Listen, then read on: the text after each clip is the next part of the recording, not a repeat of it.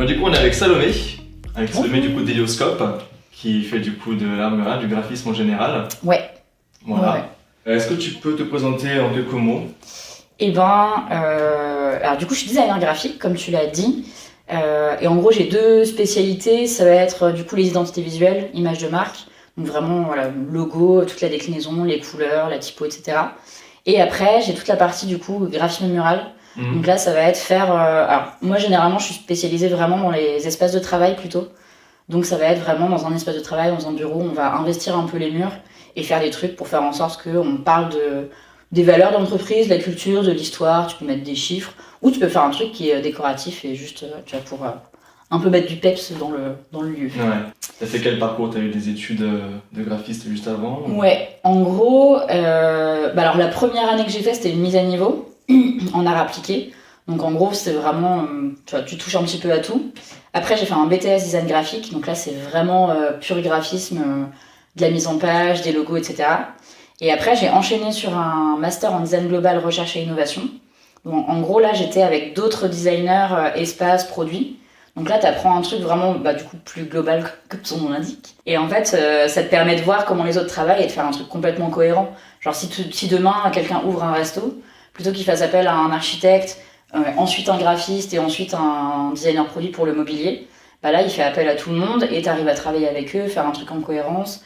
Tu vois, si, je sais pas, si l'architecte a prévu certaines textures, et dans l'identité visuelle, tu vas essayer de voir si tu peux pas intégrer ces trucs-là pour que ça se réponde. Donc du coup, j'ai fait ce truc-là. Et entre la première et la deuxième année, je suis partie faire un stage que j'appelle un stage de formation finalement, de 6 mois en Irlande, à Dublin, dans une agence qui s'appelle Silk Design. Et en gros, à la base, elles sont architectes, mais elles font un peu de graphisme aussi. Et elles, en fait, elles faisaient vachement justement de graphisme mural dans les bureaux. Et en fait, je suis arrivée et au bout de 2 semaines, elles m'ont dit Ok, on bosse pour LinkedIn, est-ce que tu veux faire les graphismes muraux pour LinkedIn? Moi, je suis en mode de ouf. Genre, donnez-moi le projet, j'arrive. Et du coup, les presque 6 mois qui ont resté, j'ai bossé là-dessus. Et en fait, je me suis formée avec elles. Donc, elles m'ont dit tu vois, dans ce type d'endroit, il n'y a pas beaucoup de recul, donc il faut pas que tu fasses ça. Bref, un peu tous les trucs techniques pour apprendre ce métier-là. Et quand je suis rentrée, je me suis dit, ok, en fait, je rajoute ça à ce que je veux faire et ça sera ma spé, quoi. Est-ce que t'as forcément toujours voulu faire ça, ce métier-là? Est-ce que c'était ta voie choisie? Genre, après le bac, tu te dis, je vais lancer dans le graphisme? En fait, c'était hyper bizarre parce que j'ai toujours fait beaucoup de dessins quand j'étais petite. Mais, tu vois, une fois que je suis arrivée, en fait, au lycée, mon option lourde, c'était théâtre. Et en fait, moi, ce que j'aimais dans le théâtre, c'était pas forcément jouer, c'était plus m'occuper du son, de la lumière, ce genre de trucs. Et j'aimais beaucoup faire du dessin aussi, donc l'illustration. Donc j'étais un peu en mode, est-ce que je vais dans l'audiovisuel, est-ce que je vais dans le dessin? Et j'ai commencé de regarder les écoles de dessin, d'illustration, sauf que c'était tout extrêmement, extrêmement cher. Et quand je voyais le niveau des étudiants, même de première année, je me disais, mais moi, en fait, j'ai jamais pris de cours de dessin, c'est terrible. Genre, si j'y vais, on va me remballer direct. Et j'ai commencé à voir qu'il y avait des écoles de design, du coup, mais complètement par hasard.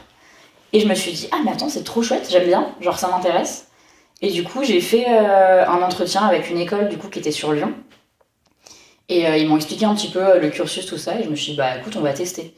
Et en fait, t'as cette année, du coup, de mise à niveau. Alors, je crois que ça existe plus du tout maintenant. Ouais. Mais en fait, tu fais plein de designs différents. Donc, il y avait de la mode, il y avait du produit, tout ça. Il y avait de l'espace. Et en fait, pendant toute l'année, j'étais vraiment à cheval sur le graphisme et l'espace. Genre, j'adorais l'espace, j'adorais le graphisme. Et du coup, même si à la base, je voulais plutôt aller vers le graphisme, tu sais, j'ai quand même eu le truc un peu en mode l'espace, c'est bien aussi. Et j'ai quand même choisi graphisme en mode je reste sur mon truc. Et au final, le Master Design Global, il rejoignait l'espace au final. Et maintenant, au final, je lis un petit peu les deux, donc trop bien. Genre best of both worlds, c'était parfait. Qu'est-ce qui te plaît le plus dans ton travail actuellement? Qu'est-ce qui te rend le plus heureux dans ton travail actuellement? Si tu es heureuse dans ton travail, je pense que oui. Ah oui, quand même. Non, ce qui me rend... En fait, ça dépend. J'aime bien le côté jamais faire 2 fois le même projet. Parce qu'en fait, je travaille pour des gens, c'est jamais la même chose. Même si c'est beaucoup d'identité visuelle ou beaucoup de graphismes muraux, en fait, l'entreprise derrière ou la personne derrière, en fait, c'est jamais les mêmes. Et du coup, à chaque fois, sais, tu te replonges dans un truc, tu réapprends des trucs. Et en fait, moi, j'aime trop ça, juste réapprendre des trucs et ouais, je sais pas, ça te fait du bien. En fait, t'as l'impression de te renouveler constamment. Et créativement parlant, c'est vachement bien parce que moi, j'avais hyper peur au début quand je me suis lancée là-dedans de me dire j'ai peur de faire tout le temps la même chose. Genre, c'est vraiment une peur, et je l'ai encore maintenant, tu vois, de faire trop un truc pareil à chaque fois. Donc, j'aime bien ce côté, ouais, d'avoir des clients complètement. D'univers complètement différents à chaque fois. Tu te renouvelles et je trouve ça chouette. Tu parles beaucoup depuis tout à l'heure du coup de graphisme mural, mais là je me demande, c'est quoi? C'est du graphisme mural en mode tu tags sur des murs? C'est un croquis qui est déjà construit à la base que tu vas appliquer? Alors en fait c'est drôle parce que c'est vrai qu'en France le graphisme mural c'est surtout des fresques, mais c'est plus artistique. En gros moi le graphisme mural comme je le fais, en tout cas pour le moment, ça va être des créas que je vais faire sur mon ordi à la taille du mur, donc il y a des codes qui sont pris. Généralement je travaille avec les architectes là-dessus. Et après, ce design-là, il va être imprimé.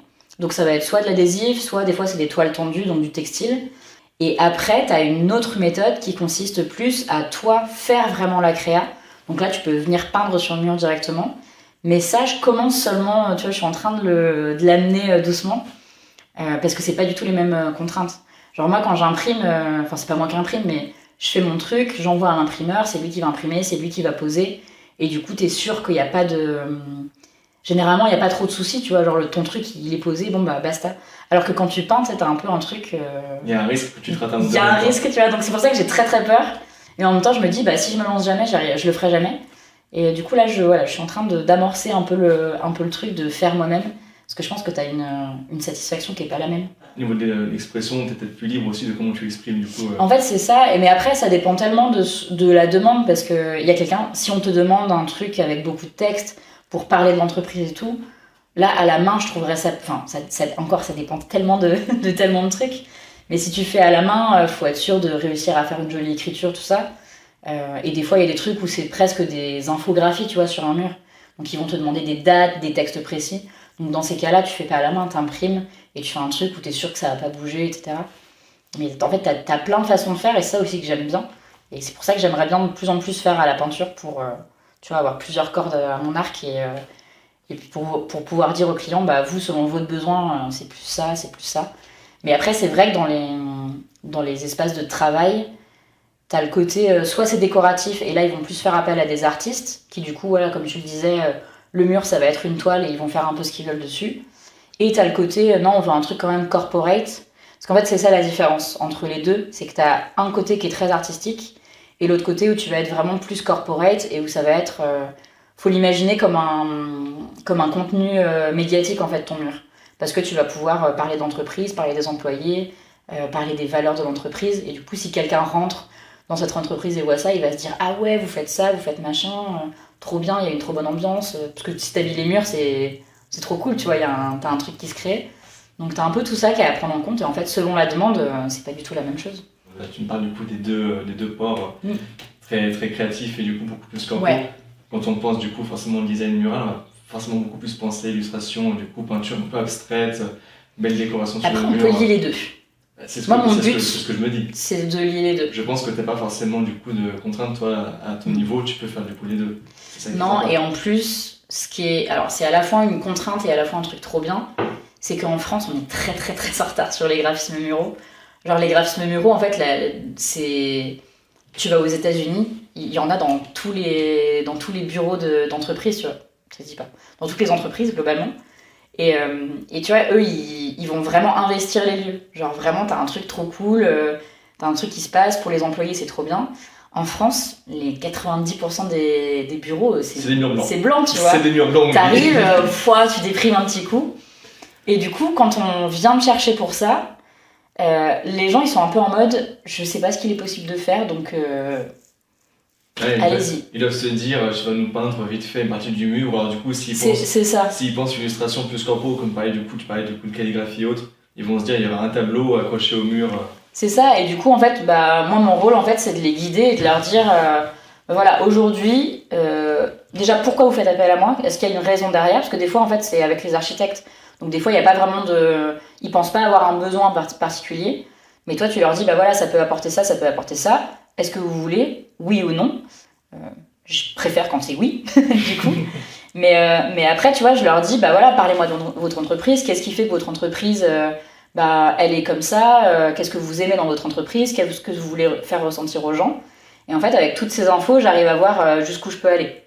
Et après, je me sers aussi de l'intérieur. Tu vois, si l'intérieur est très sobre, je sais qu'au niveau des couleurs, je vais pouvoir y aller un peu plus. Par contre, s'il y a déjà grave des couleurs dans l'intérieur, bah, je vais pas faire un mur méga coloré non plus parce qu'il faut que ça se réponde. Voilà. Une direction artistique. Donc, voilà, donc t'as plein de trucs à prendre en compte.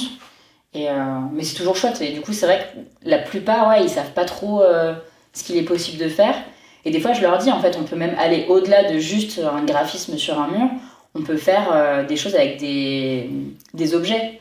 Tu peux faire des installations murales. Et ça, j'aimerais trop le développer. Mais pareil, on est en retard en France. Mais tu vois, tu peux faire des installations. Je sais pas, t'es une entreprise qui vend des vélos. Et ben, fais un mur avec, je sais pas, tu fais une installation avec plein de guidons colorés. Du vélo recyclé. Tu vois, non, mais tu vois, en fait, les possibilités. Du coup, là, on peut plus en 3D, où tu vas en relief afficher du coup les objets. C'est ça. Mais tu vois, les possibilités, elles sont infinies en fait là-dedans. T'as des trucs que tu peux toucher aussi. J'ai de la chance, je travaille encore pour l'agence irlandaise, là, chez qui je me suis formée. Et on travaille encore du coup pour LinkedIn. On n'a pas travaillé que pour eux, mais je pense que c'est celui qui m'a suivi toutes les années depuis tout ce temps. Et en gros, des fois, c'est des trucs interactifs où tu vas toucher des trucs.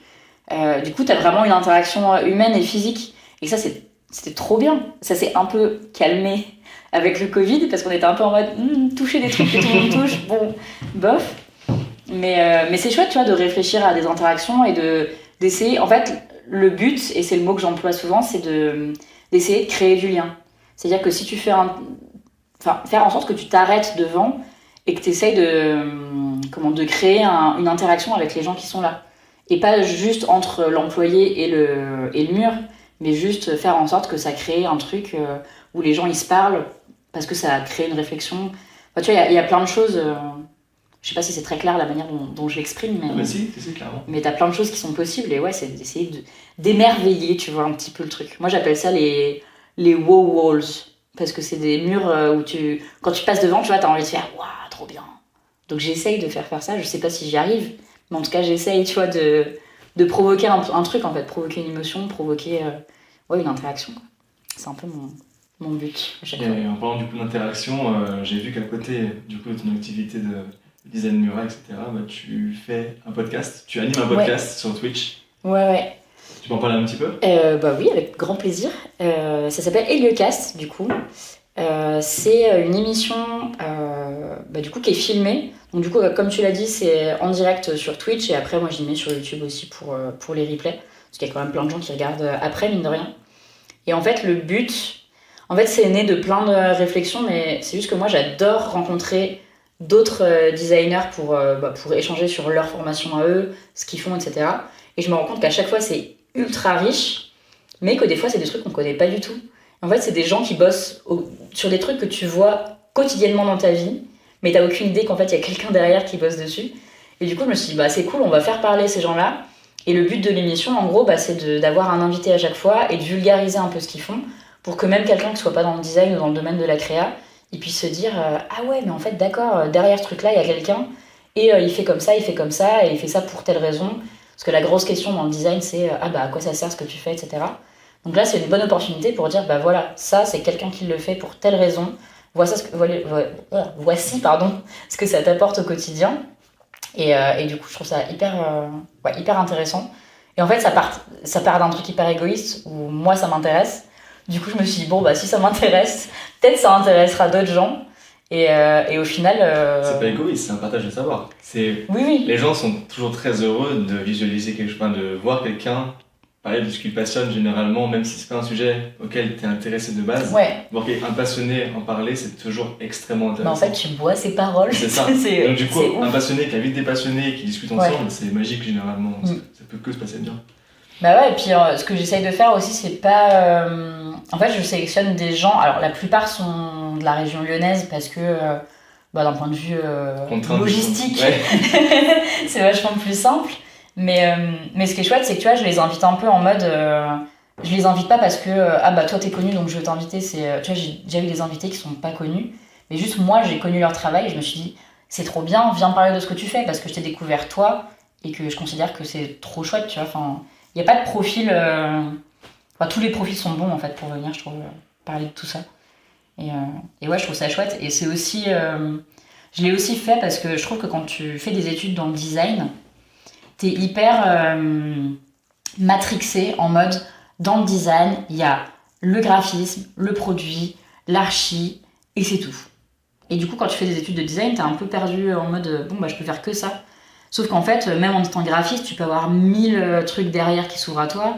Enfin, t'as plein de types de design, et du coup, là, en fait, j'essaye de montrer que, bah, en fait, t'es pas forcé juste de faire ces 3 trucs-là qu'on connaît le plus.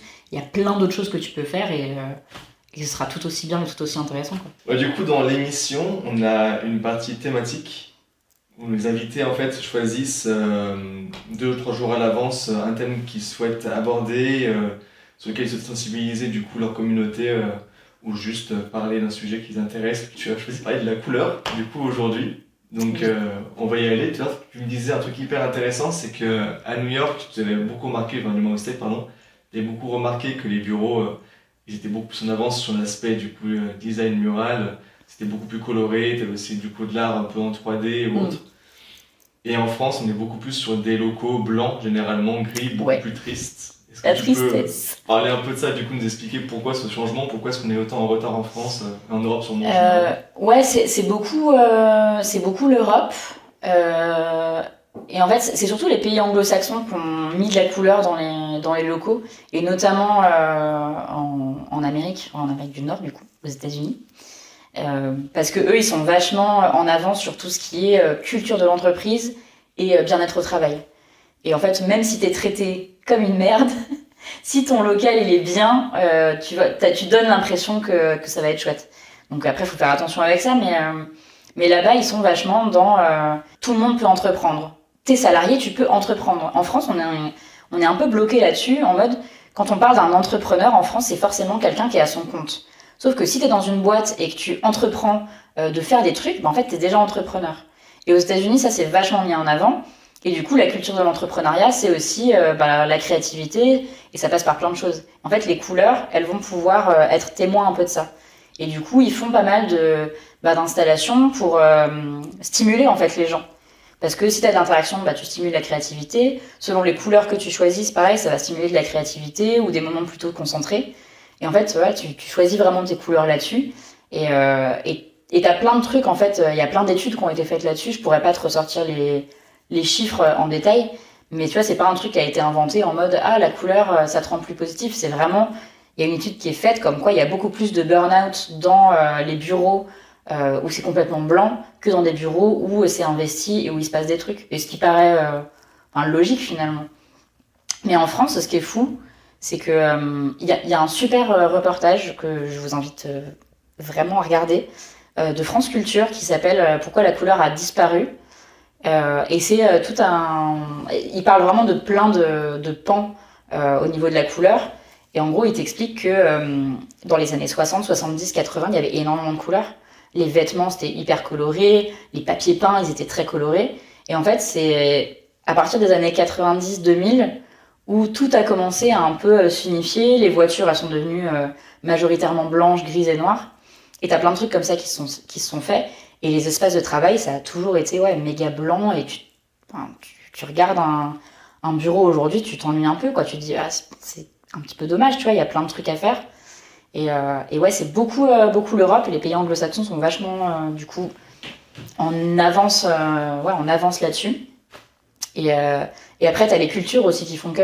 En France, un peu partout, c'est vrai qu'on a toujours quand même été assez light sur la couleur. Tu vas en Amérique du Sud, la couleur, elle est omniprésente partout, les bâtiments sont colorés. Amsterdam, pareil, tu vas à Amsterdam, les maisons, elles sont hyper colorées. Irlande, pareil. En France, les maisons, si tu veux une maison colorée, il faut que tu fasses une demande. Enfin, tu vois, il y a un vrai truc de attention, tu vois, faut pas choquer. C'est tellement loin de notre culture que généralement en France, quand on a un village ou une ville qui a un quartier un peu plus coloré, on en fait du coup un coin touristique en mode. C'est ça. Regardez, c'est le coin carte postale, c'est la zone où les immeubles sont colorés. Ouais. Alors qu'en vrai, oui, comme tu le dis, en Amérique du Sud ou autre, c'est pas du tout rare. C'est ça. Parce qu'en fait, limite obligatoire dans la volonté, on va dire, de la ville de construire des bâtiments colorés. Mais tu vois, genre Lyon, c'est considéré comme une ville colorée. Parce que c'est un peu rose, un peu jaune. Mais tu vois, c'est quand même hyper léger, quoi. Et dès qu'il y a des artistes qui investissent à Lyon, ça se fait beaucoup, c'est les escaliers sur lesquels ils vont taguer, ils vont mettre vraiment beaucoup de couleurs. Mais ça devient un truc, genre tout le monde est au courant, tu vois, genre, waouh, il y a un escalier coloré, c'est incroyable. Et c'est génial, tu vois. Alors moi, je trouve ça génial, mais je me dis, mais faisons ça partout, en fait. Pas partout, mais ouais, en fait, je sais pas ce qui bloque vraiment les gens à le faire maintenant, tu vois. Il y a plein de trucs qui pourraient l'expliquer, je pense, mais ouais, on a vraiment ce truc de, on n'ose pas trop parce qu'on sait jamais. Puis tu sais, t'as ce truc aussi de la couleur, elle est pas prise au sérieux. C'est un truc réservé aux enfants. C'est cartoon. En fait, c'est ça, tu vois. Et alors que, en fait, la couleur, c'est pas forcément que des couleurs vives. Tu vois, tu peux avoir des couleurs avec des tons assez, tu vois, assez soft. T'es pas obligé d'aller dans un truc hyper vif, hyper pastel, ça peut être des couleurs. C'est ça. En fait, les gens, quand tu demandes, enfin, c'est hyper con, mais tu vois, si tu demandes à quelqu'un de te dessiner des couleurs, il va te prendre les crayons basiques, les crayons de couleur basiques, et il va te faire un jaune ultra pétant, un bleu ultra pétant, un rouge. Alors qu'en fait, il y a tellement de teintes qui existent, tu te dis, mais en fait, il y a des teintes qui existent pour une raison, utilisez-les, faites des trucs avec, il y a un champ chromatique qui est ouf, donc utilisons ça et faisons des trucs chouettes, tu vois. Et même pour les marques, quand justement dans les bureaux, des fois ils se disent, ah mais j'ai peur qu'il y ait trop de couleurs, est-ce que ça va pas gêner ? Je dis, mais non, ça va pas gêner en fait, ça va stimuler des trucs. Donc après, oui, il faut checker où est-ce que tu vas implanter ça. Si tu veux un bureau, un espace calme, bon, tu vas pas mettre du jaune et du orange, tu vois, tu vas mettre un truc un peu plus désaturé et tout, mais tu peux y aller, tu vois, et même les couleurs, tu vois, de ces dernières années, dans la décoration intérieure, par exemple, c'est beaucoup des tons beige, le taupe. Si on va prendre du vert, ça va être du vert, mais très, très, très, très léger. Donc il y a déjà un petit progrès, mais tu te dis...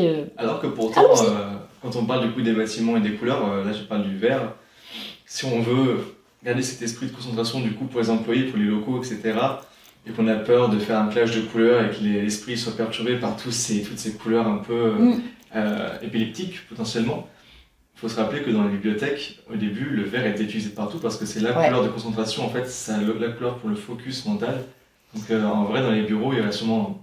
On gagnerait beaucoup, je pense, autant pour les patrons que pour les employés, à avoir des locaux un peu plus colorés, bien d'avoir des couleurs pas forcément pétantes. Hein. En fait, c'est ça. De teintes, comme tu dis, on gagnerait pour la concentration. Puis ça peut être partout, tu vois. On te dit pas de faire tous les murs d'une pièce d'une couleur, mais ça peut être justement des petites touches par là qui vont faire en sorte qu'il se passe des choses. Et comme tu le dis, en fait, chaque couleur, en fait, elle a son impact complètement inconscient sur les gens. Et les gens, des fois, ils disent oui, mais c'est complètement faux. Et non, en fait, il y a plein d'études qui ont été faites là-dessus et qui prouvent que X ou Y couleur va avoir tel impact sur toi et sur ton ressenti. Donc ouais, allez-y. Après, je pense qu'il y a aussi un petit peu une mode, on va dire. C'est un peu dans l'actualité en France, même aussi en Europe, de faire beaucoup de blanc, beaucoup de noir et de blanc, parce qu'on parlait des bureaux pour l'instant et du monde professionnel, mais quand on voit aussi nos domiciles, notre maison, c'est quand même très souvent blanc aussi. Ouais. On est sur une mode, bien que vintage, quand même aussi très moderne. Et tout ce qui est très moderne, c'est tout ce qui est très épuré. Donc du coup, c'est du blanc partout, c'est du chrome, c'est du métal. C'est un peu de bois pour contraster, mais ça restera très blanc, quoi. Ça va être des marques comme Tesla, ça va être tout ce qui est futuriste, ça va être tout ce qui envisage l'avenir. On imagine tout de suite une image très épurée, très blanche. Parce que ça se trouve du sérieux. En fait, quand c'est... c'est pareil, c'est pas moi qui invente cet exemple, hein, mais si tu regardes Apple... Le premier logo Apple et les premiers ordinateurs Apple, ils étaient ultra colorés. C'était des trucs, t'avais du orange, du vert. Et d'un coup, genre dans les années 2000, on s'est mis à faire des trucs, tous les MacBooks, ils sont gris. Et là, on est en train de revenir où là, ils recommencent à implémenter un petit peu de couleur, mais tu vois, doucement. Ça reste tout. Donc je me dis qu'il y a peut-être un switch là qui est en train d'être fait où on repart un peu là-dessus, parce que c'est aussi une question de mode, hein, mais tout le monde les suit en fait. Ils ont lancé un sacré mouvement. De toute façon, justement, le côté couleur grise, blanche, etc., c'est pas eux qui l'ont inventé, mais c'est eux qui ont un peu dit ok, on uniformise tous nos trucs, et du coup tout le monde s'est dit ah ouais, nous aussi on va peut-être uniformiser tous nos trucs. Ils en ont fait un standard en fait. Ils en ont fait un standard, le blanc est pro, le blanc on l'épuré, c'est ce qu'il faut pour avoir une image propre et pro. Même moi, tu vois, à mon niveau, dans ma communication personnelle, j'ai vachement eu ce truc de. En fait, je suis vraiment dans l'entre-deux. J'adore les tons très neutres. Donc les beiges, les ocres, les trucs comme ça. Et d'un autre côté, j'adore les couleurs ultra vives. Et je me suis dit, bah en fait, non, j'ai pas envie de choisir. Donc j'implémente un petit peu les deux. Donc tu vois, par exemple, sur ma communication perso, Instagram, etc., bah, je vais avoir des posts qui sont assez soft. Et je vais avoir des posts où il y a plein de couleurs. Et du coup, j'intervertis les deux. Et en fait, je me rends compte que c'est complètement possible de trouver un équilibre. Parce que tu vas doser. En fait c'est ça. C'est toute une question de dosage sur ce que tu mets en place. Et sur un mur, c'est pareil, en fait. T'es pas obligé de mettre de la couleur partout sur ton mur. Ça peut être des petites touches, ça peut être des plus grosses touches. Enfin, t'as tellement d'options, en fait, que du coup, tu peux faire vraiment ce que tu veux sans être dans le too much, sans être dans un truc trop enfantin. Ouais, Enfin, t'as plein d'options. On dit pas au boss de mettre en clash du coup un gros rouge et un gros bleu vif. Il y a beaucoup de couleurs qui ne vont pas ensemble et c'est clair et net qu'on ne va pas faire du multicolore dans tous les sens dans les pièces. Beaucoup de couleurs ne se mélangent pas bien au niveau visuel et... En fait, c'est ça, c'est vraiment une notion d'équilibre entre ce que recherche déjà la personne qui fait appel à toi, ce que toi tu estimes pertinent par rapport à sa demande, et du coup tu vas trouver un peu des notions. Et là, tu vois, j'ai eu un projet l'année dernière, du coup, dans un parking, et en fait, ils ont toute une zone qui était liée à la mobilité durable, donc des trottinettes électriques, voitures électriques, tout ça, et ils m'ont dit on voudrait faire en sorte que la zone dans le parking, elle soit identifiée. Avec des graphismes muraux. Donc je leur ai dit, bah ok. Je leur ai dit, on peut faire soit des trucs très soft avec peu de couleurs, soit on met de la couleur pour que ça soit vraiment un truc vraiment clair que ici, c'est la zone mobilité durable. Et du coup, je leur ai montré un peu des options qui étaient possibles. Et du coup, ils ont pris la couleur. Et en fait, c'est trop bien parce que tu sais, les parkings, c'est quand même un peu sombre. Et là, du coup, on a plein de couleurs qui se marient quand même bien. On reprend leur couleur de l'identité à eux. Donc ça reste un truc qui est charté. Et pour autant, bah, ça amène complètement de la vie. Et les gens, quand ils arrivent dans le parking, bah, t'as aucun doute. Tu sais que c'est là-bas et tu te mélanges pas avec le reste du parking, quoi. C'est comme les codes couleurs à Lyon. La ville de Lyon a tendance à vraiment beaucoup les utiliser pour ses transports en commun. Et pour nos vélos, par exemple, quand on voit les Vélib et les Vélib qui sont du coup rouges, on a les vélos Grand Lyon, les vélos qui sont reconditionnés, qui sont tout verts.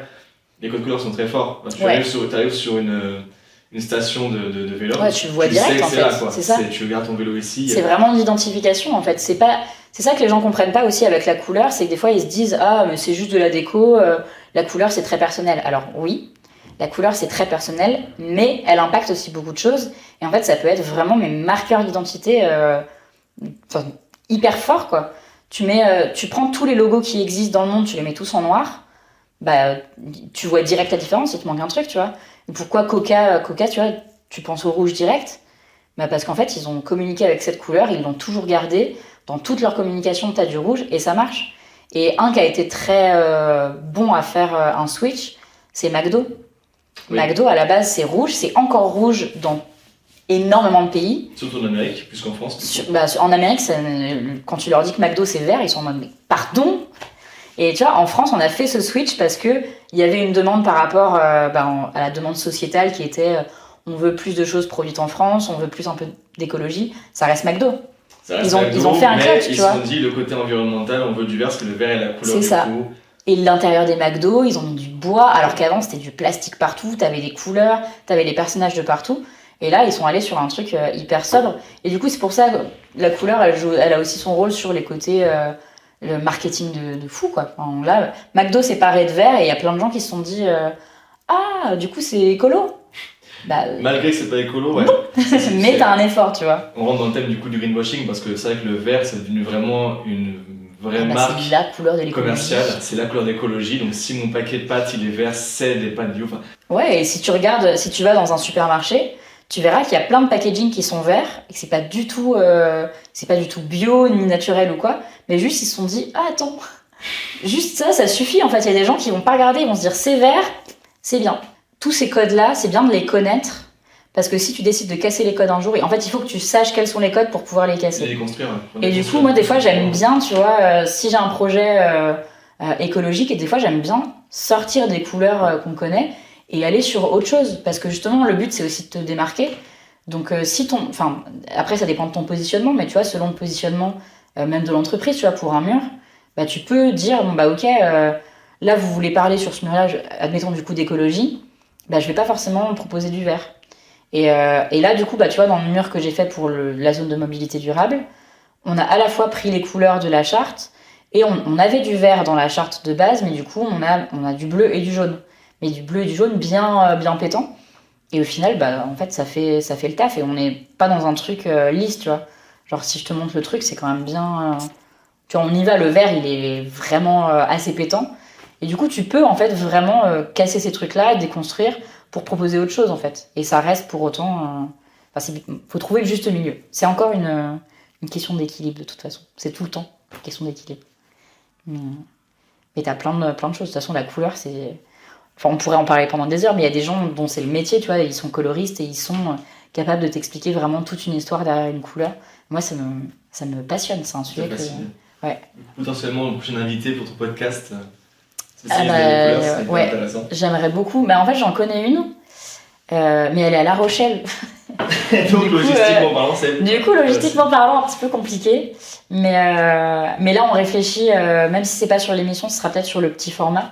Parce que justement, elle a plein de trucs à dire et on aimerait bien faire un truc toutes les deux, justement. Parce que moi, sur Instagram, je fais des petits... ce que j'appelle l'histoire des couleurs rares. Et en fait, c'est des reels de 1 minute où je prends des couleurs avec des noms... on dirait que c'est des trucs que j'ai inventés, alors que pas du tout. Mais t'as cuisse de nymphémie, t'as la couleur caca dauphin. En fait, toutes ces couleurs-là, elles ont des histoires. Chaque couleur a un nom. Pour moi, les couleurs qui avaient plein de variantes avec que des pantones, que des numéros. Non, t'as des noms, t'as énormément de noms différents.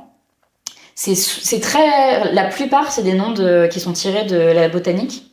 Parce que dans la botanique, t'as tellement de couleurs différentes qu'on voit une teinte sur une fleur. Donc, cette couleur aura le nom de cette plante. Et en fait, c'est trop bien parce que t'as des petites anecdotes derrière. Et du coup, moi, j'essaye de trouver à chaque fois des couleurs et de balancer les anecdotes là-dessus. Et en fait, les gens, ils aiment trop parce qu'ils sont... Mais quoi ? Genre, le caca dauphin, littéralement, c'est du coup le fils de Marie-Antoinette qui est né. Et au bout de quelques jours... Un jour, elle a regardé les couches de son gamin, elle a aimé la couleur du caca de son fils, et elle a dit « je veux une robe de cette couleur ». Et c'est devenu la couleur, genre la plus enfin on peut pas dire vendue, mais la plus utilisée à cette période. Et genre, enfin, du coup, c'est ce que je dis dans la vidéo, si Pantone avait existé à cette époque-là, ça aurait été la couleur de l'année, parce que tout le monde la portait. Et l'histoire, c'est dégueulasse, tu vois le truc, tu te dis « mais quoi ?» Et pourtant, c'est né de ça. Et t'as plein de couleurs comme ça qui naissent de trucs un peu improbables ou d'histoires. Mais ouais, tu pourrais en parler pendant des heures, quoi. Est-ce que tu aurais une idée de comment dépasser ce blocage qu'on a en France ? Comment est-ce qu'on pourrait ramener ce modèle américain au-delà du coup des grandes entreprises qui dictent un peu ces codes ? Comment est-ce qu'on pourrait ramener ces codes-là en France ? Comment est-ce qu'on pourrait libérer la parole sur la couleur ? C'est déjà un peu en train de se faire, mine de rien. Parce que Covid, en vrai. Le Covid, il a grave... Alors, c'est terrible ce qui s'est passé, mais ça a aussi son lot de trucs positifs dans le sens où, par rapport, tu vois, aux graphismes muraux, pendant le Covid, tout le monde a dû travailler de chez soi. Et c'est à ce moment-là que les gens se sont dit « Ah, mais en fait, je peux travailler de chez moi ». Et là, en fait, toutes les entreprises, elles avaient un gros dilemme quand on s'est remis à retravailler en présentiel. C'était de dire comment faire en sorte que les gens aient envie de revenir. Parce qu'il y avait ce truc-là, tu vois, il y a plein de gens qui, au final, sont encore en télétravail parce qu'ils se disent, bah... Finalement, le confort, qu'est-ce que j'y gagne à aller dans un bureau, finalement ? Donc, tu as les interactions sociales, certes, mais qu'est-ce qu'il y aurait en plus ? Et du coup, là, il y a pas mal d'entreprises françaises qui se sont dit, ah ouais, en fait, si on a un espace où on propose des choses, que ce soit visuel ou des activités, tu vois, parce qu'il n'y a pas que le visuel, heureusement. Et du coup, tu vois, il y a ce truc qui s'est fait où là, on se dit, ok, qu'est-ce que je peux proposer pour que les gens réinvestissent les espaces et que ce soit important. En fait, que le lieu de travail, il est vraiment une place importante, tu vois. Donc, tu vois, il y a ça qui est en train de bouger. Je me dis que là, il y a un switch, tu vois, qui est en train de se faire et c'est chouette. J'ai hâte de voir, du coup, comment ça va être. Faut pas qu'il y en ait trop non plus, faut trouver un équilibre, mais après, encore une fois, ça dépend aussi de ton client et de ce dont il a besoin. Tu vas pas lui proposer une couleur pétante si vraiment sa cible, elle est loin de ça. Mais on peut le proposer. Faut pas avoir peur d'oser, quoi. C'est un peu mon truc. Bon bah, du coup, merci beaucoup de m'avoir reçu chez toi, parce qu'on est chez toi, là où tu travailles. Oui, dans mon petit bureau. Dans tes locaux. les locaux. C'était avec grand plaisir. Et pour finir, du coup, dans notre interview, généralement, on propose de mettre face caméra et de parler un petit peu à nos apprenants, à nos abonnés, et leur donner du coup un conseil de vie. Ouais. Tu vas tirer ton expérience en tant qu'indépendante. Ok. Donc je te laisse avec la caméra et puis Coucou. c'est parti. Alors du coup, si je devais donner un conseil de vie et à la fois dans le domaine du freelance et de l'entrepreneuriat, ça serait de pas avoir peur de tester des choses, de tester plein de trucs en fait. Si vous vous lancez dans une entreprise, et ben vous êtes entrepreneur, donc entreprenez des choses. Et si ça rate, en fait, c'est pas très grave. Moi, je teste plein de choses, je teste de plus en plus de choses. Il y a plein de formats en fait que j'ai envie de tester. Si ça marche, je les garde. Si ça marche pas, je les arrête. Et même dans ce que je propose à mes clients. Donc voilà, souvent c'est des petits paris, mais souvent on apprend beaucoup et ça nous permet de faire, de sortir un peu de sa zone de confort, de faire des choses assez cool. Donc ouais, ça serait mon conseil, je pense. Voilà, ayez pas peur d'oser faire des choses. Du coup, je reprends un petit peu ce que j'ai dit tout à l'heure, mais ouais, osez.